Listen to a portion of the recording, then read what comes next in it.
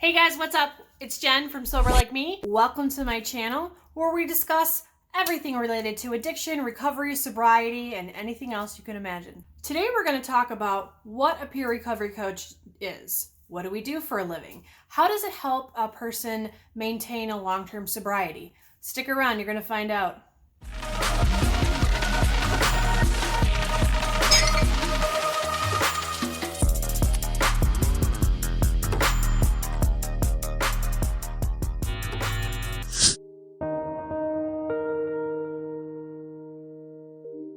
If you really like what we talk about here on Sober Like Me, go ahead. Hit that subscribe button and don't forget the bell. You'll be notified every single time that I post a video. Getting sober isn't as simple as just stopping the drug or stopping the drink.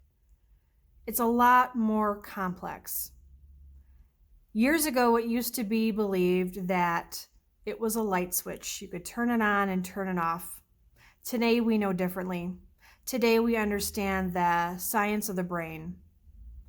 It's not that simple. So peer recovery coaches aren't sponsors, contrary to popular belief. We don't work steps. Sometimes we're called sober companions. Sometimes we're called peer support specialists, although that's generally mental health. We can go by a variety of names, but what we do is the same. Hey, let me know. What are your experiences with a peer recovery coach? Have you had any? Have any questions? Want to make a comment? Please do so down below. A peer recovery coach is a person in long-term recovery from a substance use disorder. What exactly does that mean? What qualifies as long-term recovery? Well, it does vary by state. Here in Michigan, to be certified as a coach, you have to have at least 2 years of sobriety. What is the requirement to be a peer recovery coach? Excellent question. You have to have a history with substance use disorder. That's it. I work with coaches of all walks of life in all different types of jobs. Myself, I used to be a nurse. The only commonality that you have to have is to be a person in long-term recovery. So if a peer recovery coach isn't working the steps with me, I don't understand what the point is. They're just a sponsor, right? We're not just a sponsor. And sponsors are great. I had a sponsor for years. Sponsors are fantastic. We're not going to work the steps with you. It's not because we don't believe in them, but coaches generally have a philosophy of we believe in multiple pathways of treatment, right? So we believe that while NA and AA are great, not everyone's going to follow that pathway. We help you find a pathway to recovery. So let's get down to it. What does a coach do? Number one, coaches are resource brokers. We have resources of things that maybe you won't even come across for Google. We know where meetings are, where a doctor might be in your location that can provide you with Vivitrol or some form of MAT. Most of us are educated on different substances and what to expect from withdrawal and when to seek medical attention when necessary. Sometimes we have access to grants. Need a 3/4 house? You got it. Sober living? No problem. We've got resources for that. We know where meetings are. We have the ins and outs. And if we don't know, we will find it for you. The second thing, we are your cheerleaders. We are here to help you and encourage you and realize like, hey, we have been where you are. We get it. Let us help you. Let's get down in the hole with you and figure out a way to get you back up. Number 3, a huge part of what coaches do is goal setting. Why is goal setting so important? Getting sober, staying sober, what that looks like is a huge piece. But without goal setting, what's the direction? Maybe you don't know what your goals are. That's okay. We'll start there. Maybe you know what your goals are. Maybe you know what you want. You're just not sure how to get there. Maybe you need someone to keep you on track. That's what we do. Number 4, what does the relationship with a peer recovery coach look like? Well, again, it's different for everybody. I know my personal philosophy is when I first sign somebody on, definitely we're going to be seeing them a lot more in the first few weeks or even the first few months, depending on their needs. And that's what's wonderful about it. Everybody has different needs. And as coaches, we know that. We realize that. So we are willing to work with you as often as you need to. Perhaps you need to see me or talk to me 3 times a week. All right, I can arrange that. Perhaps you're more of like, I'm pretty good, I'm pretty solid, but sometimes maybe, like every couple weeks I need somebody by my side. Fantastic, we can do that too. We can adjust what you need. We can work our schedules around that.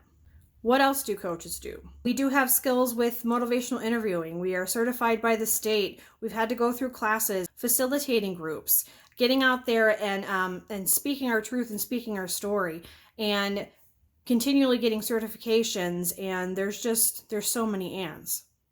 Education never stops with us.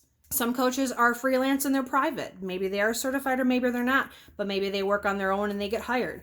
For myself, I work for a company. Our free coaching services are paid for by county and federal grants. So it costs nothing to the person out of pocket, regardless of their type of insurance. Perhaps they don't even have insurance. That's okay. We'll take those guys on too. You might be saying to yourself, well, Jen, that sounds fantastic. But where do I find a coach? Well, I would start out by maybe contacting CMH. A lot of local hospitals are having them. They work under a grant called Project Assert. You can try a emergency room. Try a Google search. Look on YouTube. Ask around. The important thing about what we do as well is we teach you that it's okay to ask for help. There's so many people that are ashamed and shy and just beaten down and broken from their addiction. And no doubt, I was there myself. We would love to be able to get you back to functioning, to get your self-esteem back, to get your life back, right? Because that's what it's all about. Before you go, there's something I want you to know. It's never too late. You're not damaged goods. You can get sober. You can heal yourself. You just have to dedicate to yourself and say, you know what? I've made some messed up mistakes. I've ruined a lot of things, and that's okay. It's time to step up and realize that you're not the only one. And I think the most important thing out of anything is connecting with everybody, connecting with the sober community, connecting with people that understand. You can use them as role models to say, hey, they've got their life back together. I can too. It's never too late. Whether you're just a teen or whether you're 90 years old, it doesn't matter. You can get your life back. Remember, one day at a time, one step at a time. You're worth it. I think it's time that you commit to you. Recovery is not a one-size-fits-all. I work with dozens of coaches, and every single one of them have a different story. And yeah, okay, maybe some have gone to a SMART meeting, or maybe they utilized, Celebrate Recovery, or maybe they go to NA, maybe they go to AA. But that's not it. It's not just the meetings. I like to do things on a whim, but I realized for a long time that just got me nowhere but trouble.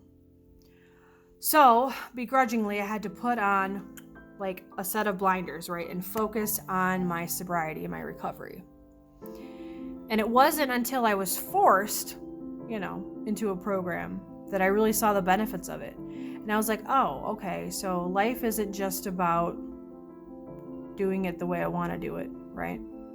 Because I will tell you this, I think every single person in recovery has told themselves at one point or another, you know what, I can do this on my own, I'm totally fine. I have yet to meet one person that has done it completely on their own and gone on to live a happy life. I add that in there because, yeah, okay, you can stop.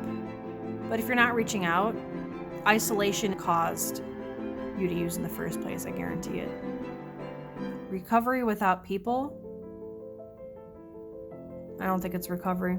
I think, and I can't believe I'm saying that because you would have asked me in 2013 or before, I would have I'm very much a private person and have a lot of social anxiety, or at least I did. And the last thing I would have ever thought that I would have done would be telling people about all the stuff I did wrong and telling people about my intentions in my heart and also telling people how much I screwed up. But you know what? That right there is exactly what got me sober and kept me sober. You see, sobriety there is no end point. You have to work on it for the rest of your life. Now, you evolve and you change, and maybe your pathway is different, and maybe you dig deeper or you do different things. So it's not going to look like, for the next 30 years, it's going to be the same thing, because that's not how it works. But you're always going to have to work on something. There's no point where you're going to say, okay, I've done it, I'm finished. That's not how it's going to happen. And the hope is that at the end of our journey, you will have a wonderful sober community around you to support you. Till next time, stay safe, have fun, and enjoy your life. Thanks for watching.